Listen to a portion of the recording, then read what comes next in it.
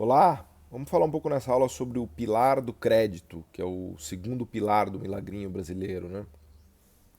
Foi uma transformação incrível que aconteceu na economia brasileira nesse período que vai de 2002 a 2012, 13, né? Se a gente quiser colocar a data da implosão da economia, né? No 14, 15, a gente poderia até falar de 2002 até 2015, né? Então a Laura ela destaca super bem aqui, eu acho que essa é uma parte também fundamental do livro, né, e fundamental para a gente entender o Brasil, que o crédito no Brasil dobrou de 2002 até 2012. Né? Ele saiu de 25% do PIB, foi a 50% do PIB, que é ainda um nível muito baixo de crédito, aliás, diga-se de passagem. Né? Quando a gente olha em comparações internacionais, a relação crédito-PIB, na média de países desenvolvidos é acima de 100, normal 150% do PIB.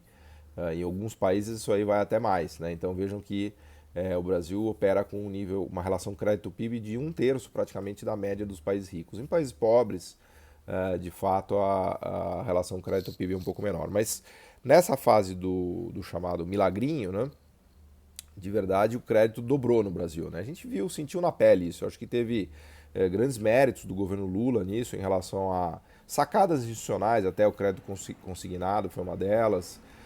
Acho que a parte da MP do bem, né, do setor imobiliário, ajudou muito, né, com a coisa da alienação fiduciária, foi um grande salto para crédito imobiliário. O crédito imobiliário no Brasil é muito baixo ainda, né? Eu acho que os últimos dados devem estar em 10% do PIB, que é ridículo.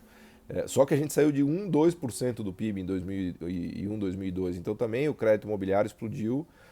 E essa foi uma excelente notícia. Isso turbinou muito a economia brasileira. Né? O setor de construção civil, a gente vai ver, vai voltar, vai revisitar isso ao longo do curso. Né? Foi um setor que se beneficiou demais da era, especialmente da era Lula 1 e até um pouco da era Lula 2. Né?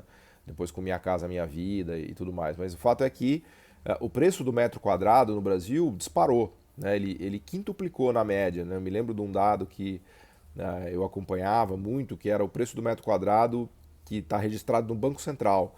Porque todos os créditos imobiliários formalizados, né, que tem, portanto, escritura de compra e venda, tem registro, né, são contratos de crédito, são contratos de crédito imobiliário de banco, né, registrado, portanto, de maneira formal, a gente pode acompanhar o preço do metro quadrado. E houve um aumento absurdo, assim, o preço todo mundo deve se lembrar, né, no início dos anos 2000, o preço do metro quadrado do imóvel era, sei lá, 1.000, 2.000 reais, né? E isso aí foi para 10.000 reais, né? No caso de São Paulo, que eu acompanho mais, nos bairros mais ricos, né? Se a gente olhar Itaim, Jardins, Brooklyn, né? Impressionante. Foi para 10.000 reais e hoje em dia já falamos de 15 até 20.000 reais, né? Mas no Brasil inteiro, né? No Brasil inteiro o preço do metro quadrado saiu de 1.000, 2.000, foi para 5.000 em todas as cidades, né? Centros urbanos, se quiser, nas capitais e assim por diante. Né? Isso teve muito a ver com essas inovações, né? Especialmente a coisa da MP do Bem, que melhorou muito a utilização e as garantias de crédito imobiliário, e tem a ver com a queda da taxa de juros. Né? A Selic, lembrando que no governo Lula a Selic começou lá em cima, né? O Meirelles aumentou a taxa de juros, se não me falha a memória, para 25%, né? Para sinalizar que eles teriam uma gestão mais ortodoxa. E desde então o câmbio foi apreciando, né? Isso teve um impacto enorme na inflação. Né? O aumento de preço de commodities fez com que a moeda brasileira se valorizasse muito e a gente viu a taxa de juros saindo, a Selic saindo de 25 e vindo até próximo de uma média aí de mínima de 12% ao ano, que para aquele período e para o Brasil foi uma coisa fantástica. Né? Lembra que na era FHC e na era Gustavo Franco, nós estávamos falando de uma Selic que rondava a casa dos 40%, né, para segurar a nossa âncora cambial, que praticamente asfixiou o nosso mercado imobiliário nos anos 90. Então houve um boom de crédito, né? E a Laura destaca isso super bem no livro, um boom de crédito para a pessoa física, para a carteira livre, né, que tem a ver com o consumo das pessoas, de tudo, de carro, de móvel, de eletrodoméstico, né, e do setor imobiliário. Houve uma formalização muito importante da economia brasileira, esse foi um dos grandes avanços da era Lula de geração de empregos com carteira assinada, né? Porque a carteira assinada é muito importante para servir de lastro, né, de operações de crédito. Né? E daí também a importância do crédito consignado, porque é, é, você tem um lastro, né, um olerite para mostrar um emprego mais constante, mais estável, com um salário maior que melhora a sua análise de crédito, né? Então, houve uma bancarização e uma formalização do mercado de trabalho brasileiro e de acesso das pessoas ao sistema financeiro e acesso das pessoas ao crédito. Isso provocou uma aceleração do crescimento muito importante, né? Daqui a pouquinho eu já vou falar um pouco do lado crítico e dos problemas disso, mas o fato é que em alguns anos ali o crédito estava crescendo 15% ao ano, 20% ao ano, né? Lembra que dobrou o crédito, né? Até uma das maneiras de entender esse período do milagrinho, eu gosto de usar, aliás, vem até do Stuhlberger, né, que é um grande gestor do mercado financeiro brasileiro, ele que inventou esse termo, eu acho, que é o modelo CCC, né, que é o crédito, consumo e commodities, que tem muito a ver com toda essa discussão brilhante que a Laura faz no Valsa Brasileira, né? Então, e que a gente está tratando aqui no curso. Então, um dos pilares fundamentais foi a expansão de crédito da economia brasileira. Quando a gente pega o caos econômico, né, que vem a partir de 2014 e 2015, que a gente vai gastar horas e horas para discutir, um dos pilares do caos econômico é a implosão do crédito. Então, um crédito que crescia a 10, 15, 20% ao ano, de repente começa a crescer a 5%, zera e tem contração de crédito, né? A gente começa a passar por contração de crédito pós 2015. Então, o efeito do crédito na economia é realmente muito poderoso, tá? O problema do Brasil é que, apesar do nosso nível de crédito PIB ainda se encontrar em patamar muito baixo, a taxa de juros brasileira é muito elevada. Então, é óbvio que faz toda a diferença do mundo. Quando você olha um país como, sei lá, Portugal, Espanha, Itália, que tem 120, 130, 140% do PIB de relação crédito-PIB, né? Só que eles têm uma taxa de juros de 1, 2, 3% ao ano, né? Hoje, aliás, está zero, né? O crédito imobiliário em Portugal é 1%. 1%. Então, você compra uma casa ou um imóvel, a taxa de juros que você paga é 1% nominal ao ano. Então, não preciso nem falar que isso provocou uma explosão de preços imobiliários em todo o sul da Europa, né? Tanto na primeira bolha que eles tiveram, podemos até falar daqui a pouquinho um pouco sobre se teve bolha imobiliária no Brasil ou não, mas tanto na primeira onda de valorização imobiliária do sul da Europa, quanto na segunda, mais recente, né, que começou pós 2014, esses juros baixíssimos tiveram um papel fundamental, né? Essa é a grande diferença do mundo rico, né? E inclusive de outros emergentes, né, em relação à economia brasileira. Então aqui 50% de crédito PIB para uma taxa de 10, 15, 20 já é um feito, né? Porque eu costumo brincar que qualquer dívida que você contrair que pague uma taxa de 10% ao ano ou mais, é praticamente um esquema de Ponzi ou pirâmide financeira. Você não vai conseguir pagar. Ninguém consegue pagar uma dívida de maneira sustentável ao longo do tempo que pague mais do que 10% ao ano. Nunca se divide em taxas maiores do que 10% nominal ao ano, porque isso cria uma bola de neve tão maluca que é impossível você pagar essa conta. E por outro lado, se você puder poupar e conseguir poupar e tiver acesso a investimentos que te remunerem a pelo menos 10% ao ano, isso te cria uma bola de neve ao seu favor gigantesca, né? Bom, então o crédito foi um motor fundamental do milagrinho, né? Fundamental, né? Junto com a distribuição de renda, melhora da distribuição de renda, aumento do salário mínimo, Bolsa Família e o pilar do investimento público, o pilar do crédito foi chave, né? Bom, aí, segunda discussão em relação a isso é o seguinte: o crédito é bom ou o crédito é ruim, né? O crédito pode ser bom ou pode ser ruim, né? Primeiro ponto é que, idealmente, o que a gente gostaria de ver é um aumento de renda consistente, ou seja, as pessoas ganham mais, os salários aumentam, a renda aumenta, a produtividade aumenta e, a partir disso, as pessoas consomem, ou seja, elas não ficam dependentes do crédito para consumir, né? A renda puxa o consumo, né? Essa é a maneira mais sustentável possível. Mas não quer dizer que você não possa, obviamente, se endividar, né? E quanto melhor for a aplicação dos recursos da dívida que você toma, melhor é o retorno e mais saudável é essa contratação de crédito, né? Então, se você consegue comprar uma casa, se você compra uma geladeira ou compra móveis, né? Você consegue criar um ambiente digno, né, para você morar e para você trabalhar, certamente que o crédito tem um valor enorme, porque ele vai te permitir ter uma vida melhor e trabalhar para ter mais ganhos e para remunerar aquele crédito que você tomou. Para investimentos, mais ainda, né? O empresário que se endivida e que toma crédito e que investe em sofisticação tecnológica, em aumento de capacidade produtiva, e que coloca, portanto, dinheiro no lugar em que ele retorne mais do que o que ele custa, né? Pensa em passivo e ativo, né? Se você toma um passivo que te custa 10, sem exagerar no economês, mas se você toma um passivo que te custa 10, mas você aplica no negócio que te rende 20% ao ano, é um investimento maravilhoso, né? Então, a gente precisa sempre olhar, quando a gente fala de crédito, qual é a finalidade disso, né? Para que os recursos estão sendo usados, e se há uma capacidade de pagamento, né? O que obviamente você não pode fazer é começar a tomar aquela dívida maluca de 5%, 10% ao mês de custo para comprar presente de Natal, né? Porque daí realmente você entra numa bolha fora de controle e você vai quebrar já já, né? Então, teve um pouco disso no Brasil, né? Vamos dizer assim, um crédito exagerado, né? De muita gente que não tinha ainda, que nunca tinha tido acesso a crédito e que meio que enfiou o pé na jaca, né? Que aliás não é só um problema brasileiro, tem uma expressão em inglês que descreve muito esses movimentos de tomada de crédito desenfreada, né? Que é o credit binge, né? Que uma pessoa meio que enfia o pé na jaca geral e depois quebra, né? Isso não é nenhum mérito ou demérito do Brasil, né? Isso é da dinâmica das finanças comportamentais até, né? Então, teve esse elemento, né? E no Brasil teve uma aceleração importante que contribuiu para o crescimento do PIB e que depois, mais no final do processo, acabou atrapalhando e agravando a nossa fase de crash, né? Do boom ao caos, né?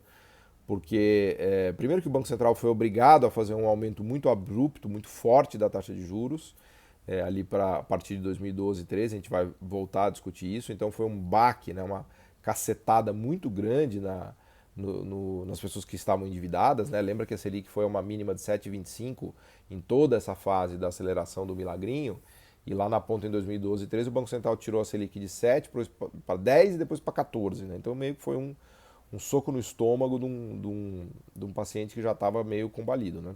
A gente vai voltar a discutir isso no detalhe. Então, quando a economia começou a desacelerar, e a Laura fala bem isso aqui, né? O problema do crédito ocorre quando a economia começa a desacelerar e o desemprego começa a aumentar, né? Porque quando as pessoas começam a ter dificuldades financeiras, né, de estar desempregada, de não ter aumentos salariais e de contrair dívida demais, aí realmente se você está só pendurado no crédito, isso pode trazer problemas graves e de fato trouxe, né? Porque quando a economia desacelerou muito e quando ela mergulhou em 2014 e 2015, o excesso de alavancagem, né, que os economistas chamam, né, quando você toma muito crédito, quando você tem muita dívida, seja empresa, seja pessoa, a gente diz que há um excesso de alavancagem, né, porque você está criando passivos muito maiores do que seus ativos e muitas vezes há uma alavancagem total se você não tem ativo nenhum, né, se você não tem nada, só tem dívida. Então, quando a economia começou a desacelerar, especialmente quem tinha exagerado, enfiado o pé na jaca demais, se atrapalhou e isso reforçou aquela queda do avião brasileiro, né? No sentido de que isso agravou a situação das pessoas que pararam de consumir imediatamente e isso daí jogou o PIB para baixo. Vejam que não é só um problema do Brasil, né? O mundo inteiro hoje ele cresce muito dependente de crédito, né? A gente tem visto nas economias ricas, né, até mesmo nos Estados Unidos, uma dependência excessiva de crédito para geração de crescimento. A dívida privada mundial total já vai em 250 trilhões de dólares, né? Para você ter uma ideia, é praticamente 3 vezes o PIB mundial, né? Então o mundo rico está muito viciado em crédito. Ele não consegue mais distribuir, aumentar salários como no passado, aumentar a produtividade, né? Isso tem um pouco a ver com a ascensão da Ásia, que a gente vai falar no curso, mas o fato é que o crescimento no mundo ficou muito dependente de crédito também, né? E num estoque de crédito, uma relação crédito-PIB altíssima, né? Então as pessoas não conseguem bons empregos, não conseguem bons salários e acabam ficando penduradas nisso, né? Os Estados Unidos é um belo exemplo, né? A gente brinca que é uma espécie de sociedade sem equity, né? Sem ativos, né? Porque a pessoa consegue comprar uma casa, mas a casa tem 90 a 95% de dívida bancária, que é o mortgage, né? Então a casa é do banco, não é dela. Ela compra um carro, mas o carro está totalmente leasing, financiado, ela não tem praticamente nada do carro. Ela consegue mandar o filho para a faculdade, mas ela depende de um loan, né, de um empréstimo estudantil. Então, quando o filho termina a faculdade, ele deve 100 mil dólares. Né? Os Estados Unidos tem mais de $1 trilhão de dívida estudantil. Né? Gastos médicos, a mesma coisa. Então, os americanos estão muito endividados. Né? Estoque de dívida no cartão de crédito é gigantesca. Então, o mundo rico, e especialmente os Estados Unidos, eles migraram para essa situação em que há uma dependência gigante, né, de endividamento, né, e o motor da renda, da geração de renda, né, de trabalho, de salário, de produtividade, ele acabou sendo substituído pelo motor do crédito, né?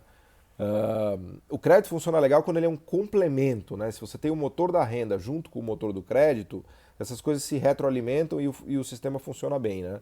No Brasil a gente viu um pouco disso, né? No começo do milagrinho, houve um aumento de renda considerável das famílias, né? Os salários reais estavam subindo 4, 5% ao ano, salário real, não estou falando do salário nominal, tá?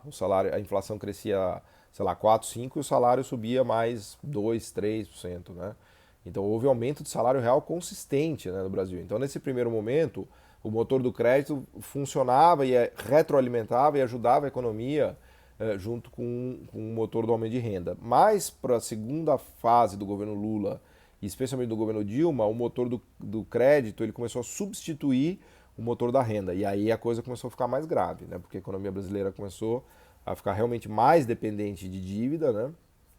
Para gerar PIB. E isso significou mais alavancagem. E aí quando veio aquele choque do Banco Central e todo o desarranjo pós ali 2014, 15, a coisa degringolou de vez, né? Então o pilar do crédito realmente foi muito importante, né? Muito importante, especialmente nessa fase de alta e de aceleração. E depois eu acho que ele começou a ser um pouquinho disfuncional até, né? Disfuncional até para a trajetória da economia brasileira pós 2013 e 14. É claro que a história teria sido outra, a gente vai discutir muito que as medidas do governo Dilma, né? A história teria sido outra se o Dilma II, né, se na segunda fase do governo Dilma as medidas não tivessem sido tão agressivas, né, porque lembra que a economia brasileira em 2002 era um bicho desalavancado, né, a gente tinha um crédito PIB de 25%. Nos anos 90 era menor ainda, né, esse crédito PIB começou o Plano Real provavelmente em níveis argentinos. A Argentina acho que é o melhor exemplo de país que não tem crédito, né. Você vai comprar uma casa na Argentina, você enche a mala do seu carro de dinheiro, de dólares, estaciona na casa da pessoa que você vai comprar e passa os dólares para ela. Não tem sequer a bancarização, por conta da inflação, foi perdendo espaço, né?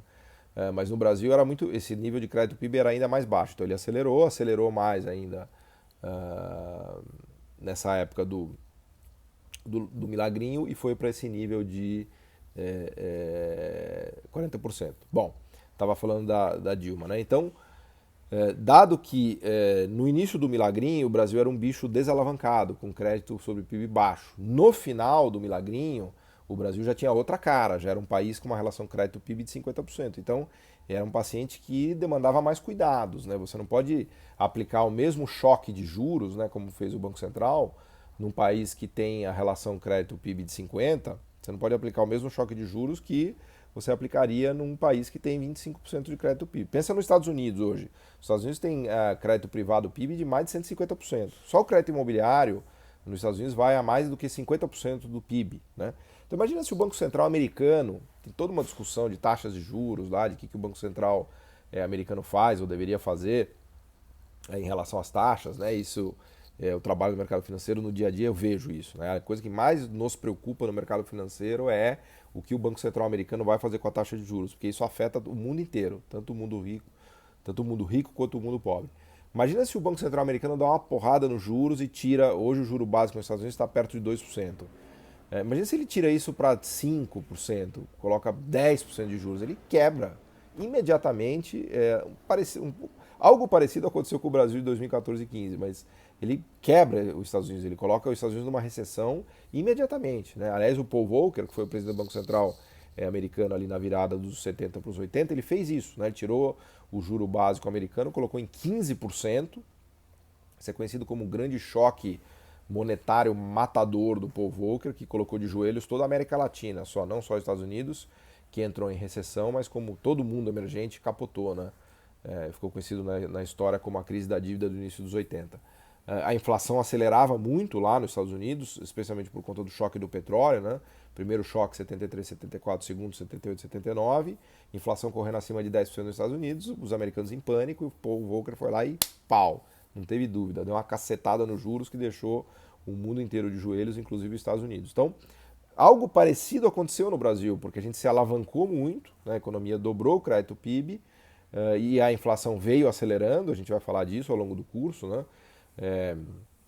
A parte de serviços, né, o lado maravilhoso da integração de pessoas no mercado de trabalho, de formalização, de aumento dos salários reais, acabou colocando a economia no pleno emprego e criando uma pressão de inflação dos serviços, né, a gente vai ter uma aula só para discutir isso em detalhe, e isso provocou a aceleração da inflação. A inflação vinha ali na era Dilma meio que batendo com a cabeça no teto, né, lembrando que a meta era 4,5 e o teto era 6,5 com 2 pontos para cima, né? Então isso acabou forçando o Banco Central, mas eu acho que o Banco Central errou, exagerou, né? A gente vai fazer vai passar por essas aulas, vai poder fazer a crítica disso, mas eu acho que ele foi muito agressivo.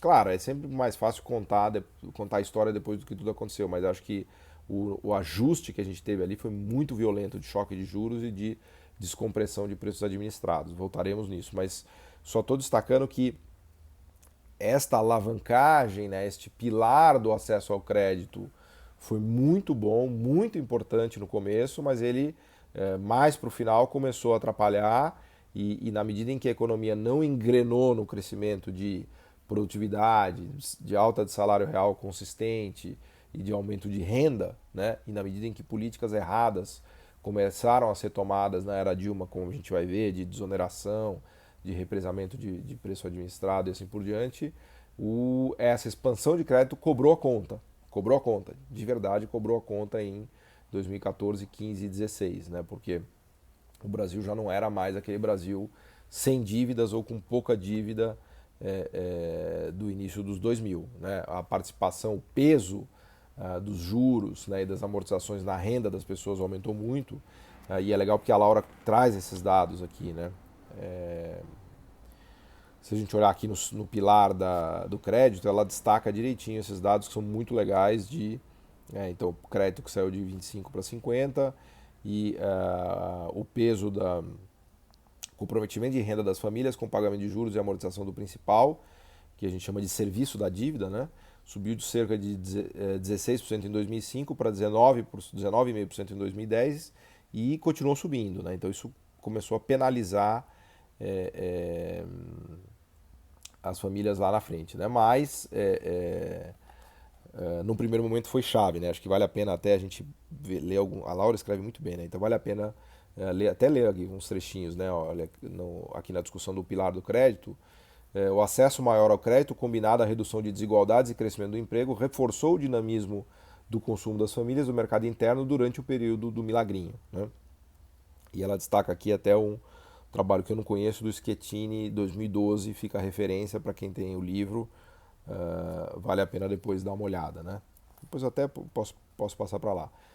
E por fim, o endividamento só passou a ser motivo de preocupação a partir da desaceleração da própria economia, com renda menor e perda de empregos e alta das taxas de juros, né?